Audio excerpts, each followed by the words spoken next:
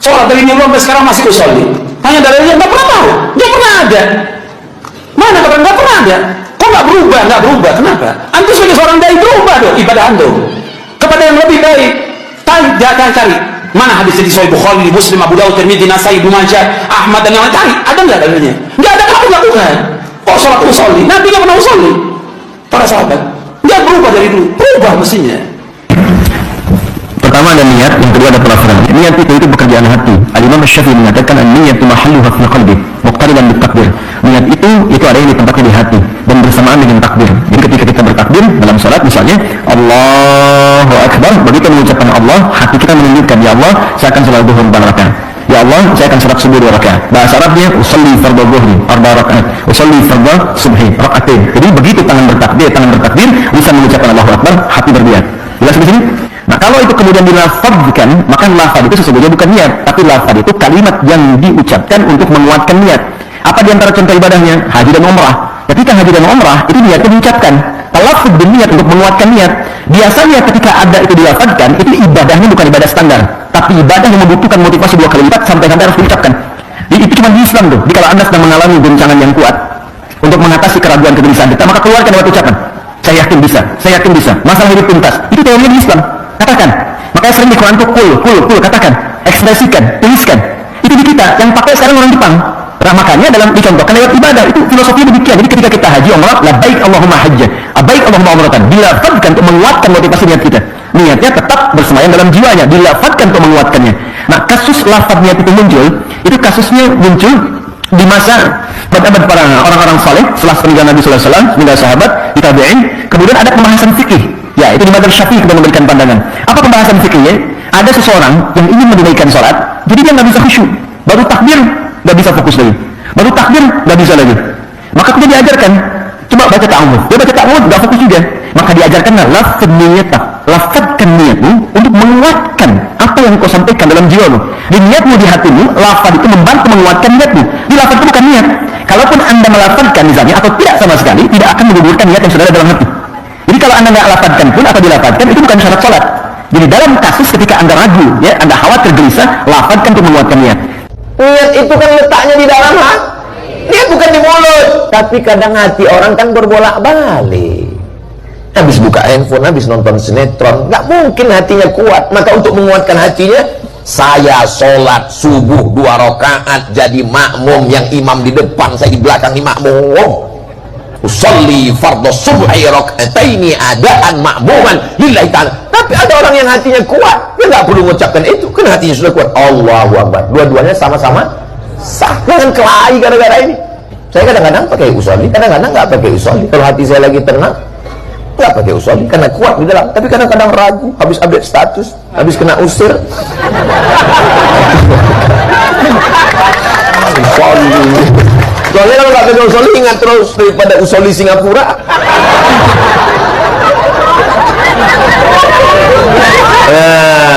Niat sholat ada nggak Ustaz? Niat itu fil qalb, hadisnya umum, innamal a'malu bin niyyat. Apa yang disebut usolli? Usolli itu prepare. Kalau orang-orang belajar ilmu psikiater dan ilmu psikologi, ini disebut conditioning. Proses mengkondisikan kolbu dibantu pakai lidah, dimasukkan ke kolbu. Kapan jatuhnya niat? Bukan waktu usolli, waktu takbir Allahu Akbar, itu jatuh. Karena an-niyatu muqtarinatun bil fi'l. Niat mesti berbarengan dengan amal. Jatuh takbir, jatuh niat. Jadi usolli itu bukan niat, Pak. Usolli itu prepare-nya, persiapan niat. Karena ujungnya belakangnya yang penting billahi. Jadi antum yang nggak hafal niat bahasa Arab, aku sholat karena Allah, selesai dalam hati, langsung takbir. Dasarnya mana?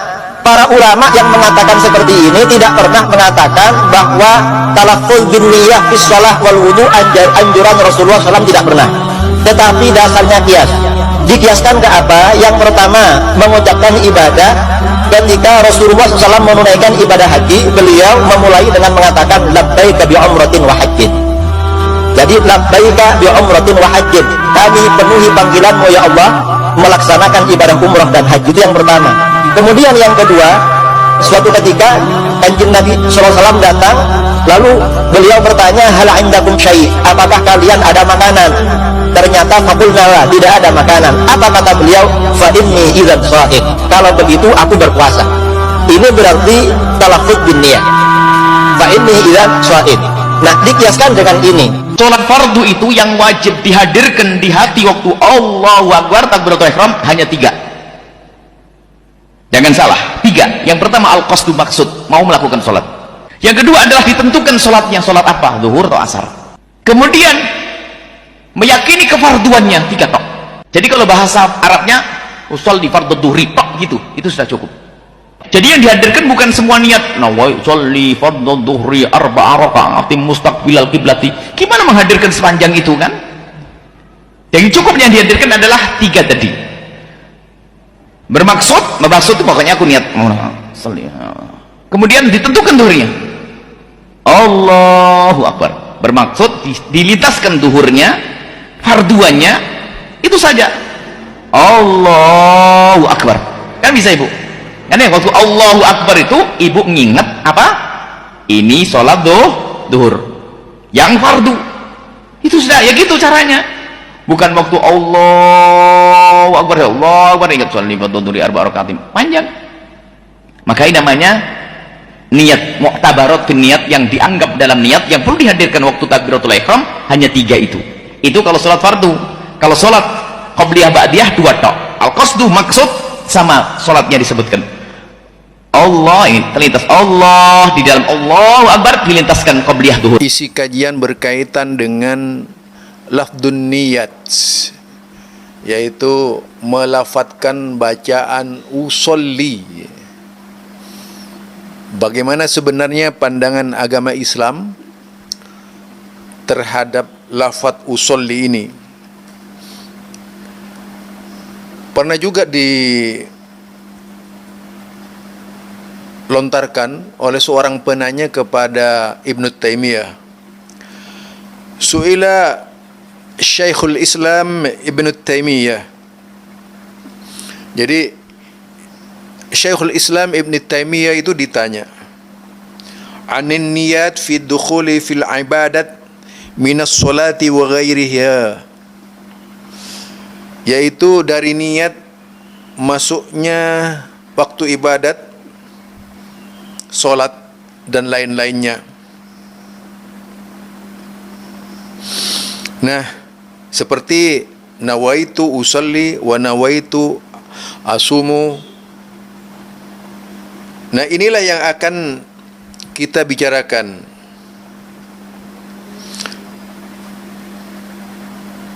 Bahwa niat itu sebenarnya berangkat dari sebuah hadis Nabi.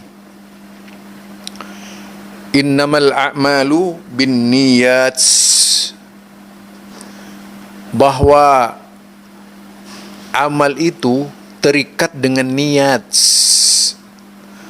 Amal itu tergantung pada niat. Artinya kesahan amal itu dibaca dari niatnya. Kalau niatnya tak sesuai dengan amal yang diamalkannya, maka akan berdampak terhadap amalannya. Artinya niatnya itu tidak sama dengan perilaku yang diamalkannya, maka akan berdampak kepada apa yang diamalkannya. Semisal sholat, semisal puasa, semisal zakat, haji, semua diperlukan niat. Tetapi persoalannya melafadzkan niat dalam ibadah sholat misalnya, melafadzkan niat dalam ibadah puasa, itu dari mana? Niatut taharah min wudu, yaitu niat bersuci, seperti ketika kita berwudu,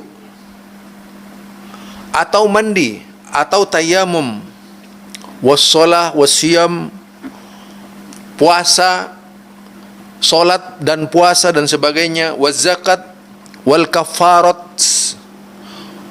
wa ghairi dzalika minal ibadat. Semua yang termasuk ibadat, itu butuh niat. Jadi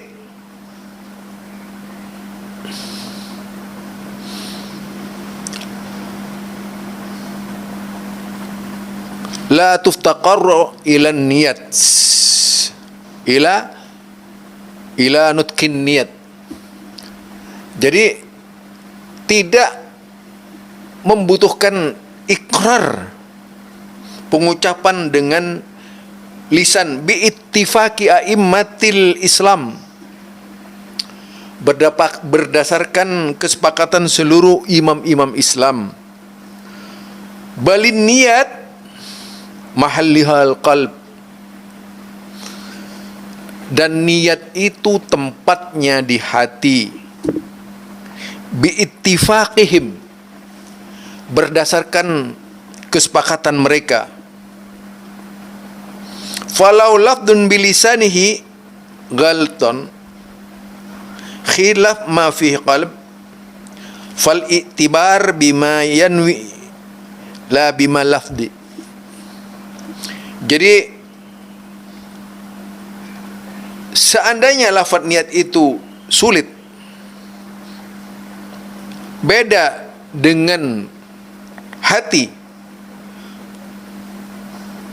maka niat itu yang diambil adalah hatinya, bukan lafadznya. Juga dikatakan tak seorang pun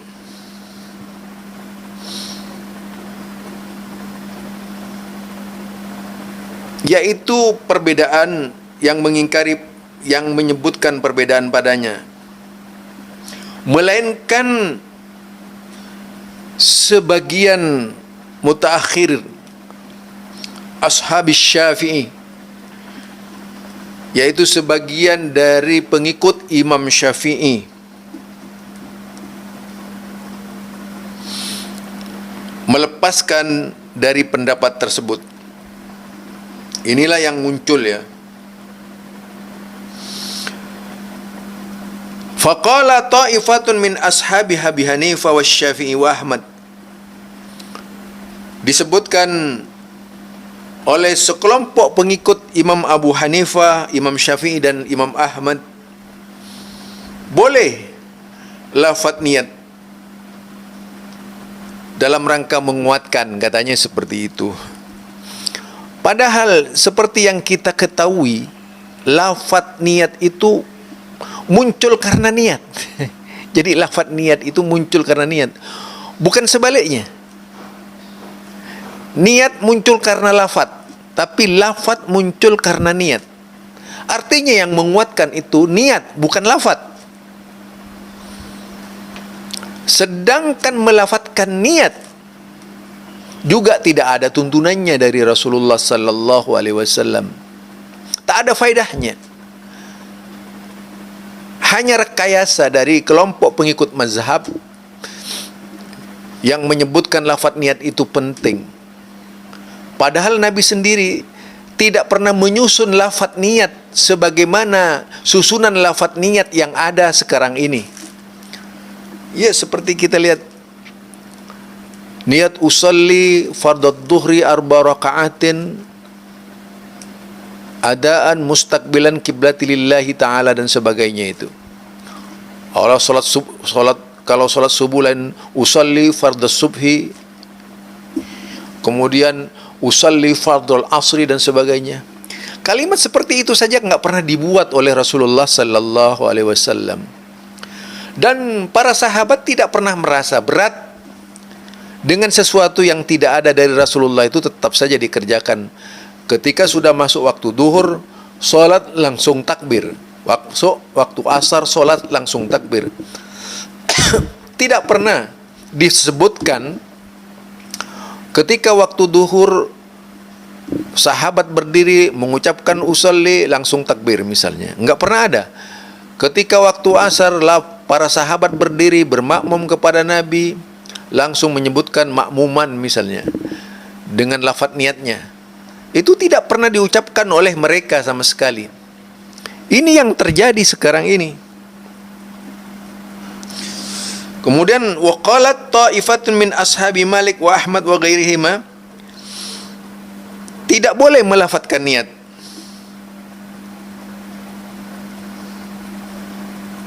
Jadi tidak boleh melafadzkan niat. Karena yang demikian itu li'anna dzalika bid'ah.